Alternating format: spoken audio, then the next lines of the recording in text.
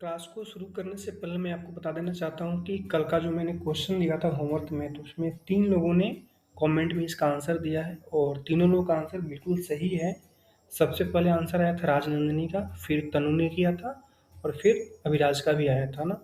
तो बहुत अच्छा लगा देख कर के कि पहले एक ही लोग कमेंट करते थे, अब कम से कम 3 लोग आंसर दे रहे हैं ना। और मैं चाहता हूँ कि जितने भी लोग वीडियो को देख रहे हैं सभी लोग अपना आंसर कमेंट में लिखेंगे। तो कमेंट में लिखोगे तो इससे आपका फ़ायदा होगा। क्या फ़ायदा होगा कि जिस क्वेश्चन का आंसर आप कमेंट में लिखते हो, तो वो क्वेश्चन आपको लंबे समय तक याद रहेगा ना, भूलोगे नहीं, ठीक है? तो अगला बार जब क्वेश्चन मैं देता हूँ तो बाकी सब लोग भी उसमें कमेंट में आंसर देंगे। और चलो क्लास की शुरुआत करते हैं फिर, है ना? आज करेंगे हम लोग कुछ क्वेश्चन रीजनिंग के, है ना? संख्या श्रेणी नंबर सीरीज, है ना? और ये टॉपिक रीजनिंग का है। तो इस पे 10 क्वेश्चन करेंगे और काफ़ी आसान क्वेश्चन है, एक बार समझ जाओगे तो आराम से आप कर सकते हो, ठीक है? सबसे पहले क्या करेंगे, इसका प्रत्यय निर्देश लिखा है कि अंक श्रेणी में अगले पद के लिए सही विकल्प चुनिए, है ना? तो इसमें हमें देखना है कि इसका नेक्स्ट जो यहाँ पे खाली जगह है उसकी जगह पे क्या आएगा, है ना? ऐसा क्वेश्चन मैंने पहले भी कराया था और अभी भी करा रहा हूँ, तो अगर सीख गए हो तो इसका आंसर दे सकते हो और नहीं सीखे हो तो फिर से इस पर प्रैक्टिस करो ताकि ये अच्छा और हो जाए, ठीक है? क्योंकि इससे क्वेश्चन एग्जाम में आएगा ही आएगा ना। सबसे पहले हमने देखा कि पहला जो पद है एक है, एक के बाद 11 हो गया, 11 के बाद 21 हो गया, 21 के बाद 31 हो गया। तो हमने देखा कि एक के बाद जब 11 हुआ तो इसमें 10 को जोड़ा गया है, ठीक है? फिर 11 के बाद 21 हो गया तब भी इसमें 10 जोड़ा गया है, 21 के बाद 31 हो गया तो इसमें भी 10 जोड़ा गया है। तो अगले पद में भी क्या करेंगे, हम लोग 10 जोड़ देंगे, ठीक है? तो अगले पद में जब 10 जोड़ोगे आप तो क्या हो जाएगा, 31 के बाद 10 जोड़ते हैं तो 41 होता है। कितना होता है, 41, यानी 41 हो जाएगा, ठीक है? तो इसका 41 है क्या ऑप्शन होता है, ऑप्शन नंबर 1 इसका आंसर हो जाएगा, ठीक है? कितना आसान है ये वाला क्वेश्चन, देखो खुद से और ट्राई करो इसको सॉल्व करने का। अगला क्वेश्चन है 1 8 27, है ना? तो हमने देखा 1 8 27, तो क्या इसमें है, अभी देखो पहला संख्या 1 है, दूसरा 8 है, दूसरा तीसरा 27 है। तो मैंने आपको बोला भी था कि जब भी रीजनिंग पढ़ते हैं हम लोग तो उसमें हमें वर्ग और घन, ठीक है, हमें याद होना चाहिए अच्छे से। तो हमने देखा एक के बारे में, तो एक जो होता है 1 का घन होता है, 8 जो होता है 2 का घन होता है, 27 जो होता है 3 का घन होता है। तो अगला कितने का घन आएगा, 4 का घन आएगा। क्यों? क्योंकि पहले में 1 का घन आया, दूसरे में 2 का, तीसरे में 3 का, चौथे में 4 का घन आएगा, ठीक है? 4 का घन कितना होता है, 64, है।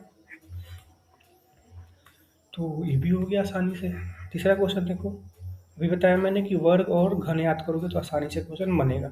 जैसे आपने देखा 121, 181 और 64, तो आपके दिमाग में आ रहा होगा कि 111 जो है, 121 जो है 11 का स्क्वायर है यानी वर्ग है, 100 जो है 10 का वर्ग है, 9 का वर्ग 81 होता है, 64 जो है 8 का वर्ग होता है।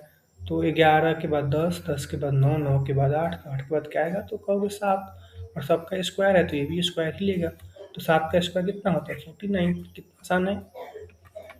आते हैं क्वेश्चन नंबर 4 नंबर पे ना। तो कहोगे 4 में 16 आया, फिर 8 आया, फिर 4 आया, फिर 2 आया, तो क्या चल रहा है? तो कहोगे कि 16 से 8 हो गया, आधा हो गया, फिर 8 से 4 ये भी आधा हो गया, फिर 4 से 2 ये भी आधा हो गया, तो अगले वाले को भी आधा कर दो, यानी 2 है तो 2 का आधा कितना हो जाएगा, तो कहोगे 1 होगा, यानी ऑप्शन नंबर 3। देख रहे हो आप? तो इसमें कुछ भी चल सकता है, ठीक है? वर्ग भी हो सकता है और गुना भी कर सकते हैं, घटा भी सकते हैं और इसका आधा भी कर सकते हैं, कुछ भी चल सकता है इसमें। अगला क्वेश्चन देखो,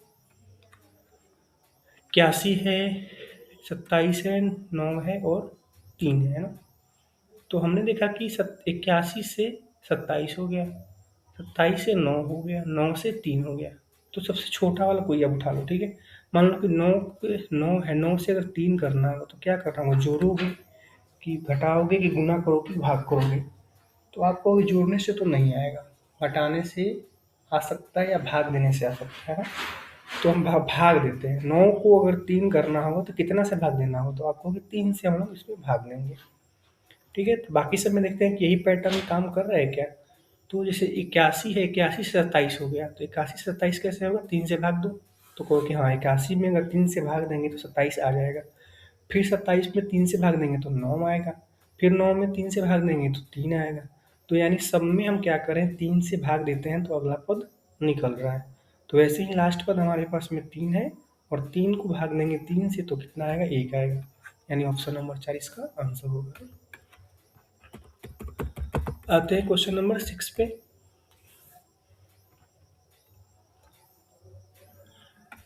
क्वेश्चन है 1 है 1 है 2 है 4 है और 3 है ना। तो अब देखो इसमें क्या आपका काम, क्या कौन सा पैटर्न इसमें काम कर रहा है, ठीक है। ट्राई को इसमें सोचने का ना। तो हमने यहाँ पे यह देखा कि एक है, एक के बाद ये दो हुआ, दो के बाद तीन हुआ, ठीक है। और यहाँ पे बीच में एक है, एक के बाद चार आया। तो हमने यह देखा कि एक जो है एक का स्क्वायर है और चार जो है वो किसका स्क्वायर है, दो का स्क्वायर है। तो अगला जो आएगा कौन सा पद आएगा, देखो अगला पद ये वाला इसी का आएगा, ठीक है।